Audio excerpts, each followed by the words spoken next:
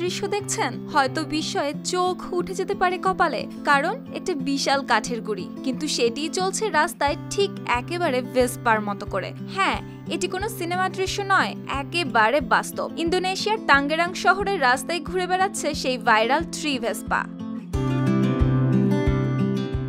এই কাঠের ভেসপাটি বানিয়েছেন ইন্দোনেশিয়ার এক কারিগর, যিনি নিজেকে পরিচয় দেন নিউ ভেসপা নামে। তিনি একটি পুরো কাঠের গুঁড়ি কেটে খোদাই করে আর লোহার তার জুড়ে তৈরি করেছেন এই ট্রি ভেসপা। আর এই কাজে কোনো মানুষ বা কারখানার সাহায্য ছাড়াই একাই বানিয়েছেন পুরো বাইকটি। আর ভেসপাটির গঠনও অবিশ্বাস্য, কোথাও কোনো গ্লু নয়, কোনো ওয়েল্ডিং নয়। কাঠের অংশগুলো একে অপরের সঙ্গে লোহার তারে বাঁধা। নিচে বসানো হয়েছে 20টিরও বেশি চাকা, যাতে ভারী কাঠের অবকাঠামো সহজে চলতে পারে রাস্তায়।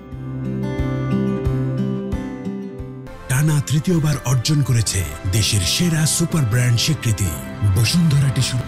আরো মজার ব্যাপার হলো, ইতোমধ্যে সোশ্যাল মিডিয়ায় ঝড় তুলেছে এই কাঠের ভেসপা। রাস্তায় যখন এটি চলে, পথচারীরা থেমে বিস্ময়ে তাকিয়ে থাকে সেই গাছের তৈরি স্কুটারের দিকে, যেন সত্যি কাঠের ভেতর আবার ফিরে এসেছে প্রাণ। তবে নিউ ভেসপার গল্প শুরু হয়েছিল অনেক আগেই, 2014 সালে। সেই সময় তাদের বাড়ির উঠানে কাটা পড়েছিল একটি পুরনো গাছ। তখনই তার মাথায় আসে এক পাগলাটে ভাবনা, যদি এই গাছটাই একদিন হয়ে যায় ভেসপা। আর সেই ভাবনা থেকেই তিনি খোদাই করে সাজিয়েছেন কাঠের প্রতিটি বাঁক, রেখেছেন গাছের প্রাকৃতিক গিঁটগুলো পর্যন্ত।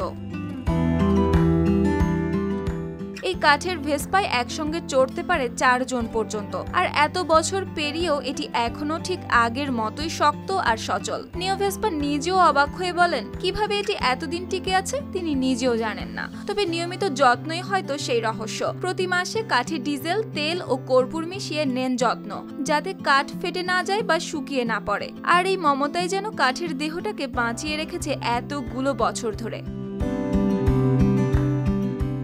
সুপ্তি রায়, RTV।